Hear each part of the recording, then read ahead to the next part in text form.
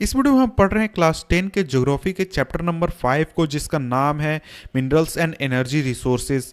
और यह video number 5 इस चैप्टर का। इसके पहले 4 वीडियोस के हैं मैंने इस चैप्टर के ऊपर। तो अगर आपने उन वीडियोस को नहीं देखा तो नीचे डिस्क्रिप्शन में जाएं, जहां पर प्लेलिस्ट का लिंक है, जिससे आप सारे वीडियोस इस चैप्टर के देख सकते हैं। और इस वीडियो में हम पढ़ रहे हैं non conventional sources of energy. पिछले वीडियो में हमने कन्वेंशनल सोर्सेस ऑफ एनर्जी को पढ़ लिया था और अब हम पढ़ रहे हैं non conventional sources of energy. तो देखिए कन्वेंशनल क्या मतलब होता है, यानी जो conventional source, non conventional source का क्या मतलब होता है। तो देखिए कन्वेंशनल सोर्स में हमने देखा था कि उसमें वैसे सोर्सेस आ जाते हैं एनर्जी के जो कि एक सीमित मात्रा में और जिनको हम कई सालों से एक प्रथा के रूप में यूज कर रहे हैं। जैसे कि ऑयल की बात करें तो ऑयल ऐसा नहीं है कि पिछले 5 साल पहले आया है, 10 साल पहले आया है, 20 साल पहले आया है, वो हम सैकड़ों सालों से उसे यूज कर रहे हैं। या फिर जो हमारा गोबर है, यानी जो डंक केक है, या फिर आपका लकड़ी हो गया, तो लकड़ियां जलाना ऐसा नहीं है कि हमने पिछले 100 साल से शुरू किया है। नहीं, हम पिछले 1000 सालों से या फिर 5000 सालों से लकड़ियां जला रहे हैं और उससे अपना खाना पका रहे हैं या फिर एनर्जी की नीड को पूरा कर रहे हैं। तो देखिए नॉन कन्वेंशनल सोर्स उस प्रकार से उस तरीके से अगर हम माने तो नॉन कन्वेंशनल सोर्स वैसे हुए जिनको हमने आजकल पिछले कुछ सालों में इजाद किया है, पिछले कुछ सालों में खोजा है, पिछले 50 साल में या फिर 100 साल में या फिर पिछले 10 साल में। तो वैसे जो सोर्सेज हो गए एनर्जी के जो कि अभी अभी आए हैं, उनको हम नॉन कन्वेंशनल सोर्सेज में रखते हैं। और एक तरीके से और हम समझें तो नॉन कन्वेंशनल सोर्सेज में आप देखेंगे कि वैसे सोर्सेज हैं जिनको हम रिन्यूएबल की कैटेगरी में रखते हैं। जैसे कि आपका विंड पावर हो गया, ये क्या है, रिन्यूएबल सोर्स है, लेकिन ये नॉन कन्वेंशनल सोर्स भी है। इसके साथ ही आपका टाइडल एनर्जी हो गया, या फिर आपका जो आपका न्यूक्लियर पावर हो गया, आपका फिर जो सोलर पावर हो गया, ये सभी क्या है, non conventional sources of energy हैं। तो देखिए इसके बाद अगर हम इस चीज़ को समझें तो देखिए हम देख रहे हैं कि इंडिया में या फिर पूरे वर्ल्ड में जो कंजम्पशन है एनर्जी का, वो काफ़ी बढ़ रहा है, बहुत ही ज़्यादा बढ़ रहा है। और जो कंजम्पशन है वो इतना ज़्यादा बढ़ रहा है कि हम बहुत ही ज़्यादा अब डिपेंडेंट हो चुके हैं फॉसिल फ्यूल पर, जिसको कि आज तक हम यूज़ कर रहे हैं। यानी कुछ हिस्सा हम छोड़ दें अपने एनर्जी के प्रोडक्शन का, तो हमारा 90% 80% जो प्रोडक्शन होता है एनर्जी का, जो ज़रूरत पूरी होती है, वो कन्वेंशनल सोर्सेस होती है, यानी कि पेट्रोलियम से या फिर कोल से और भी चीज़ों से। तो इस वजह से जो लोग हैं या फिर जो सरकारें हैं, उनके दिमाग में ये बात काफ़ी परेशान करती है, उनको काफ़ी परेशान करती है कि देखिए जो फॉसिल फ्यूल्स हैं या फिर जो हमारा कन्वेंशनल सोर्सेस ऑफ एनर्जी हैं, ये एक सीमित मात्रा में है। और हो सकता है कि अगले 50 साल बाद हमारा जो कोल है वो खत्म हो जाए, या फिर अगले 100 साल बाद हमारा जो कोल है वो खत्म हो जाए। तो फिर हम क्या करेंगे, फिर हम कैसे अपनी एनर्जी की नीड को पूरा करेंगे, कैसे हम अपने देश को चलाएंगे, कैसे अपने घर को चलाएंगे। और इसके साथ ही जो ऑयल के प्राइसेस हैं या फिर जो कोल के प्राइसेस हैं वो लगातार बढ़ रहे हैं, गैस के प्राइसेस लगातार बढ़ रहे हैं। और भविष्य में हमने जैसे देखा कि काफ़ी भी अनसर्टेनिटी है कि अगले 10 साल बाद अचानक खत्म हो जाएगा हमारा कोल, या फिर अगले 50 साल बाद खत्म हो जाएगा। तो इन सभी चीज़ों को ध्यान में रखते हुए एक चीज़ को बात में दिमाग में लाया गया कि देखिए हमें एक दूसरा तरीका अपनाना होगा एनर्जी की ज़रूरतों को पूरा करने का, जिसके ज़रिए हम आसानी से जो ज़रूरत है उसको पूरा कर सकें और हमारा जो फ्यूचर है वो भी सिक्योर रहे। और इसके साथ ही जो फॉसिल फ्यूल्स हैं उसकी वजह से इन्वायरमेंटल प्रॉब्लम्स भी बहुत ज़्यादा होते हैं। जैसे कि आप देख रहे हैं कि ग्लोबल वार्मिंग हो गया, या फिर आपको पॉल्यूशन बहुत ज़्यादा होता है इनकी वजह से। और इसके कंपेरिजन में अगर हम ये इन नॉन कन्वेंशनल सोर्सेज की बात करें या फिर रिन्यूएबल सोर्सेज की बात करें, तो वहाँ पर हमें हमारा जो एनवायरनमेंट है उसको किसी भी तरीके की परेशानी नहीं होती। जैसे कि आपका solar energy, wind energy, tidal energy, या फिर बायोमास, या फिर वेस्ट मटेरियल से जो हमारा निकलता है एनर्जी, इन सभी के जरिए जो अगर हम एनर्जी प्रोड्यूस करते हैं उसमें किसी भी तरीके का हमारा पॉल्यूशन नहीं होता या फिर एनवायरनमेंट को प्रॉब्लम नहीं होता। तो अगर हम इंडिया की बात करें तो इंडिया के पास ये सुविधा मौजूद है, या फिर इंडिया को ये आशीर्वाद प्राप्त है कि इंडिया के पास सनलाइट भी काफ़ी अच्छी मात्रा में है। इंडिया जो है वो ट्रॉपिकल रीजन में आता है और इस वजह से वो सोलर पावर का यूज़ कर सकता है, वाटर भी काफ़ी अच्छा है, विंड भी है और बायोमास है। यानी सभी तरीके जितने भी नॉन कन्वेंशनल सोर्सेज हैं उनको इंडिया यूज़ कर सकता है। और इसके बाद अगर हम एक एक टाइप को एक एक करके देखते हैं तो सबसे पहला हमारा न्यूक्लियर और एटॉमिक एनर्जी को हम सबसे पहले देख लेते हैं। तो देखिए न्यूक्लियर एनर्जी जो है उसको हम प्रोड्यूस करते हैं या फिर उसको बनाने के लिए हम एटम्स में अल्ट्रेशन करते हैं और उसके बाद एनर्जी को हम उससे निकालते हैं। अब उसके निकालने का प्रोसेस जो वो काफ़ी कम्प्लेक्स है, उसके डिटेल में मैं नहीं जाऊंगा। ये सिंपली समझिए कि हम एटम्स के जरिए उसमें अल्ट्रेशन करके एनर्जी को प्रोड्यूस करते हैं, और जो हमारा इलेक्ट्रिक पावर है मेरा मतलब है कि जो हीट उससे निकलता है, यानी कि इस एटम को अल्ट्रेशन से उसको प्रोसेस करने के बाद जो हीट निकलता है, उस हीट से फिर टरबाइन को घुमाया जाता है और उससे इलेक्ट्रिक पावर को जनरेट किया जाता है। और जो हमारा यूरेनियम है और थोरियम है, इनको यूज़ किया जाता है इस प्रोसेस में, यानी कि एटॉमिक एनर्जी को बनाने में। और ये जो हमारे यूरेनियम और थोरियम है, ये मौजूद है आपके झारखंड में और अरावली हिल्स है जो राजस्थान, इन रीजन्स में ये मौजूद है। यहाँ से इनको निकाला जाता है और इन्हीं के जरिए एटॉमिक या फिर न्यूक्लियर पावर को प्रोड्यूस किया जाता है। और इसके साथ ही जो आपका जो मोनाजाइट सैंड्स है केरला में, वहाँ पर भी थोरियम की मात्रा काफ़ी ज़्यादा है, वहाँ से भी थोरियम को निकाला जा सकता है। तो देखिए यहाँ पर आगे बात की गई है सोलर ऑपरेटेड इलेक्ट्रिक मिल, यहाँ पर दिखाया गया है, और इसके नीचे यहाँ पर हमारा सोलर एनर्जी है। तो अब हम सोलर एनर्जी को देखने वाले हैं। तो देखिए इंडिया जो है वो एक ट्रॉपिकल कंट्री है। अब ये ट्रॉपिकल कंट्री क्या होती है, ये तो आपको पता ही होगा, क्लास 9th में आपने इसके बारे में पढ़ा है। अगर आपने नहीं पढ़ा तो इसको मैं शॉर्ट में समझा देता हूँ। तो देखिए ये मान लीजिए आपका अर्थ है, अर्थ में आपका ये इक्वेटर हो गया, ये आपका रीजन हो गया, ये रीजन। तो ये रीजन जो आपका हो गया, ये आपका ट्रॉपिकल रीजन है। ये रीजन, तो इस इंडिया का बहुत बड़ा हिस्सा ट्रॉपिकल रीजन में आता है और कुछ हिस्सा सब ट्रॉपिकल रीजन में भी आता है। तो यहाँ पर कहा गया कि देखिए इंडिया ट्रॉपिकल कंट्री है, यानी इंडिया का बहुत बड़ा हिस्सा ट्रॉपिकल रीजन में आता है, और इस वजह से यहाँ पर काफ़ी अच्छा सनलाइट पड़ता है। इस वजह से जो इंडिया है वो सोलर एनर्जी को टैप कर सकता है, सोलर एनर्जी को काफ़ी अच्छी मात्रा में प्रोड्यूस कर सकता है।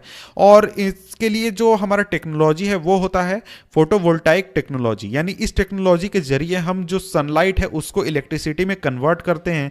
और सोलर एनर्जी जो है वो काफ़ी पॉपुलर हो रहा है रूरल और रिमोट एरियाज में, यानी जहां पर सरकार जो है वो वायरिंग यानी तार के जरिए इलेक्ट्रिसिटी पहुंचाने में सक्षम नहीं है, जहां पर वो तार के जरिए इलेक्ट्रिसिटी अभी तक नहीं पहुंचा पाई है, वहां पर वो बड़े सोलर पावर प्लांट्स या फिर छोटे छोटे घरों में सोलर पैनल्स लगाकर इलेक्ट्रिसिटी को प्रोड्यूस किया जा रहा है, ताकि जो डिपेंडेंस है रूरल हाउस होल्ड का फायरवुड पर या फिर जो डंग केक है उस पर जो डिपेंडेंस है उसको कम किया जा सके और लोगों तक जल्दी से जल्दी इलेक्ट्रिसिटी को पहुंचाया जा सके।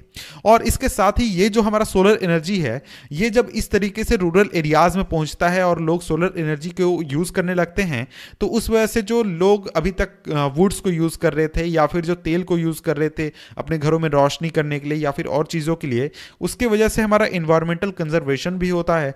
और जो हमारा ये जो सोर्स है सोलर एनर्जी, ये दूसरे तरीके से भी हेल्प करता है, जैसे कि जो मैनुअर है काउडंग केक को यूज़ लोग नहीं करेंगे और भी चीज़ों को यूज़ नहीं करेंगे, तो इस वजह से हमारा जो एग्रीकल्चर है उसमें भी हमको काफ़ी ज़्यादा हेल्प होगा। इसके बाद नेक्स्ट है हमारा विंड पावर। तो विंड पावर तो आपने सुना ही होगा उसके बारे में, विंड टरबाइन, विंड टरबाइन भी होता है।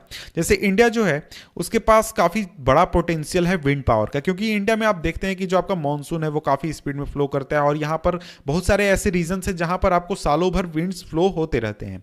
तो देखिए जो लार्जेस्ट विंड फार्म क्लस्टर है वो मौजूद है आपका तमिलनाडु में, जो नागरकोइल है मेरा मतलब है नागरकोइल से मदुरई तक। और इसके अलावा जो आंध्र प्रदेश है, कर्नाटक है, गुजरात, केरल, महाराष्ट्र और लक्षद्वीप, यहाँ पर भी इंपॉर्टेंट विंड फार्म्स हैं। और जो नागरकोइल और जो आपका जैसलमेर है, ये काफ़ी अच्छी तरीके से ये काफ़ी फेमस है इंडिया में विंड एनर्जी को यूज़ करने के लिए। और इसके बाद हमारा नेक्स्ट देखिए यहाँ पर विंड मिल का एक एग्जाम्पल दिया गया है और मेरा मतलब है इमेज दिया गया है, ये है नागरकोइल का। इसके बाद अगर हम आगे बढ़ें तो आगे आ जाता है बायोगैस।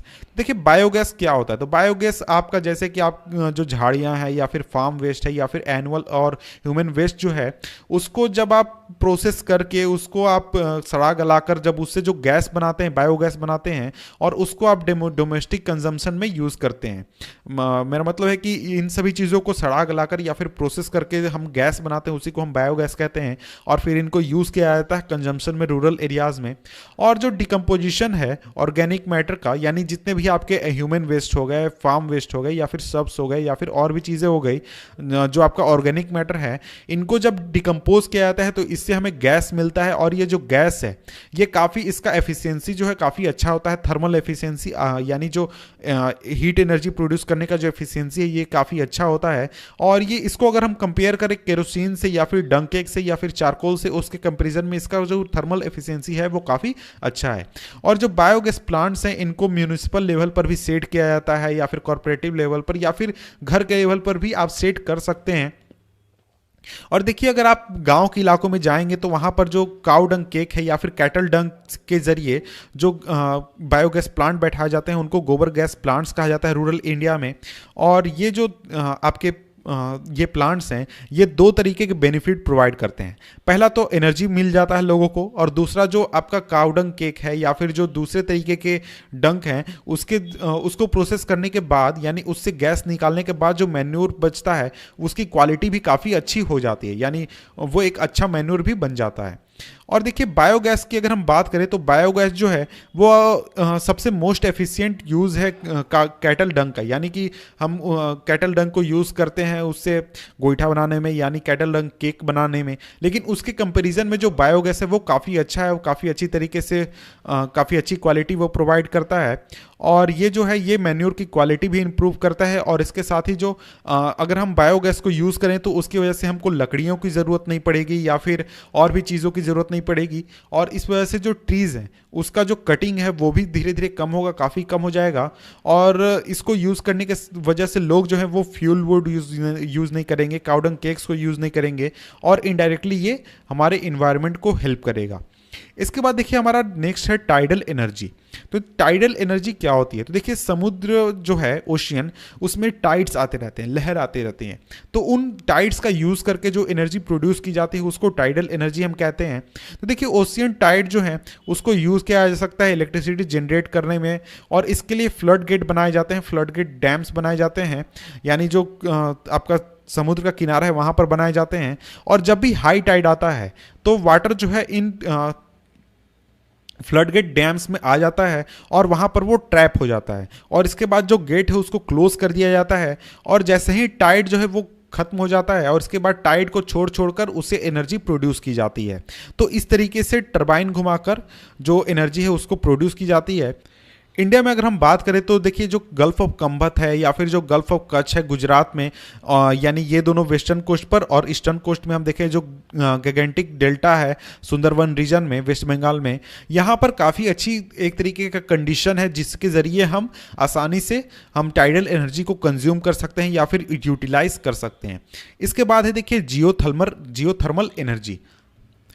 तो देखिए, जियोथर्मल एनर्जी का क्या मतलब है? इसका मतलब यह है कि देखिए, जो हमारा अर्थ है उसके अंदर जो हीट एनर्जी मौजूद है उसको यूज करके अगर हम एनर्जी प्रोड्यूस करते हैं तो उस एनर्जी को हम जियोथर्मल एनर्जी कहेंगे।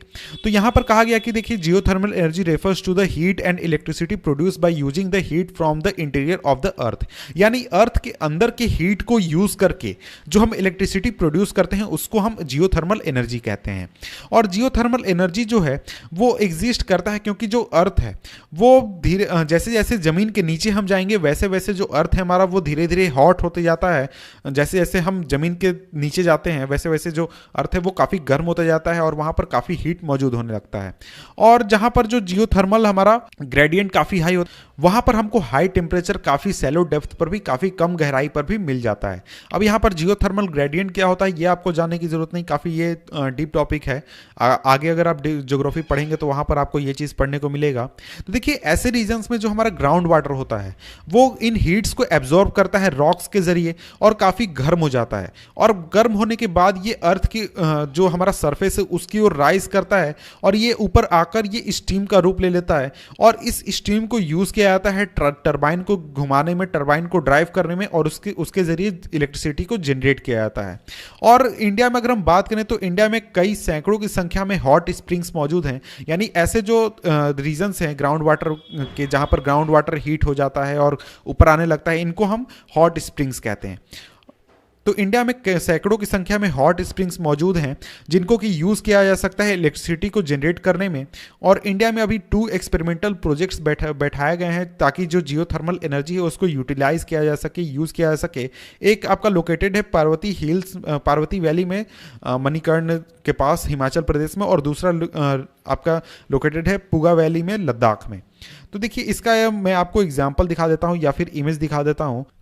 तो देखिए ये है एग्जांपल हमारा जियोथर्मल एनर्जी का, कि यहाँ पर देख सकते हैं ये हमारा हॉट रॉक है, यानी काफ़ी गर्म है ये, और इसकी गर्मी की वजह से तो यहाँ पर जो हमारा वाटर मौजूद है ये काफ़ी गर्म हो जाता है, और ये गर्म होकर काफ़ी स्टीम का रूप ले लेता है, और यहाँ पर कुआं बनाकर इस स्टीम को बाहर निकाला जाता है, और उससे के जरिए जो टरबाइन है उसको यहाँ पर पावर प्लांट में घुमाया जाता है, और इस टरबाइन को घुमाकर फिर वाटर को यहाँ पर नीचे छोड़ दिया जाता है, और ये प्रोसेस लगातार इस तरीके से चलते रहता है।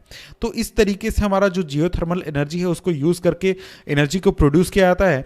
इसके बाद अगर हम नेक्स्ट देखें तो नेक्स्ट इसके पहले वाला हम देख लेते हैं, और वो है हमारा टाइडल एनर्जी। तो देखिए ये एक एग्जांपल है। तो देखिए टाइडल एनर्जी के कई सारे फॉर्म्स हैं, बहुत तरीकों से ओशियन से एनर्जी को प्रोड्यूस किया जाता है, लेकिन यहाँ पर एक एग्जाम्पल मैं दिखा रहा हूँ कि देखिए एक बैरियर बनाया गया है, और इस बैरियर के ऊपर जब भी इधर से ओशियन है, इधर से जब हाई टाइड आता है तो इन गेट्स को खोल दिया जाता है और वाटर को अंदर आने दिया जाता है। जब वाटर यहाँ भर जाता है तो वाटर के भरने के बाद इन गेट्स को बंद कर दिया जाता है, और धीरे धीरे जो ओशियन है वो हमारा नीचे नॉर्मल लेवल पर चला जाता है, और फिर इस टरबाइन को खोलकर, यानी इन गेट को खोलकर टरबाइन घुमाकर धीरे धीरे पानी को छोड़ा जाता है, और उसके जरिए इलेक्ट्रिसिटी को प्रोड्यूस किया जाता है।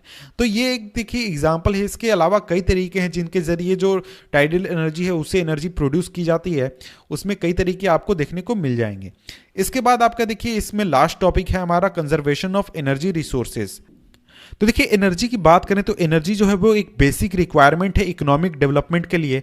तो देखिए वर्ल्ड में जितने भी कंट्रीज हैं उनके जितने भी सेक्टर हैं, इंडिया में बात करें या फिर चाइना में बात करें, कहीं भी बात करें, जैसे कि आपका एग्रीकल्चर हो गया, इंडस्ट्री हो गया, ट्रांसपोर्ट, कॉमर्शियल या फिर डोमेस्टिक, सभी जो आपका सेक्टर है वहाँ पर आपको एनर्जी की काफ़ी ज़्यादा ज़रूरत है, और एनर्जी के बिना कोई भी काम हम नहीं कह सकते, या फिर हम कह सकते हैं कि इकोनॉमिक डेवलपमेंट एनर्जी के बिना नहीं हो सकता है। और जो इकोनॉमिक डेवलपमेंट प्लान्स हैं उनको इंप्लीमेंट किया जा रहा है इंडिपेंडेंस से, यानी आज़ादी के बाद से। तो उस समय से ही हमको एनर्जी की काफ़ी ज़्यादा ज़रूरत रही है, और हमेशा से इस बात पर जोर दिया गया है कि एनर्जी का जो प्रोडक्शन है उसको किस तरीके से बढ़ाया जाए, और इसका रिजल्ट ये हुआ कि जो कंजम्पशन एनर्जी का वो सभी रूपों में बढ़ा है, और पूरे कंट्री में सभी रूपों में सभी जगहों पर काफ़ी ज़्यादा राइज हुआ है। और इसके बैकग्राउंड में हम देखें तो एक तरीके से काफ़ी ज़्यादा अर्जेंट ये नीड है कि हम एक ऐसा रास्ता बनाएं, एक ऐसा सस्टेनेबल रास्ता बनाएं जिसके जरिए जो एक एनर्जी डेवलपमेंट है, यानी जो हमारा एनर्जी है वो अगले 100 साल, 200 साल, 500 साल, 1000 साल बाद भी हमारे पास रहे। तो इसका क्या मतलब है? इसका देखिए यहाँ पर सिंपली मतलब ये है, सस्टेनेबल पाथ का ये मतलब है कि देखिए मान लीजिए हम फॉसल फ्यूल को अगर हम यूज़ करते हैं तो फॉसल फ्यूल हो सकता है कि अगले 50 साल बाद खत्म हो जाए, 100 साल बाद खत्म हो जाए, तो फिर हम क्या करेंगे?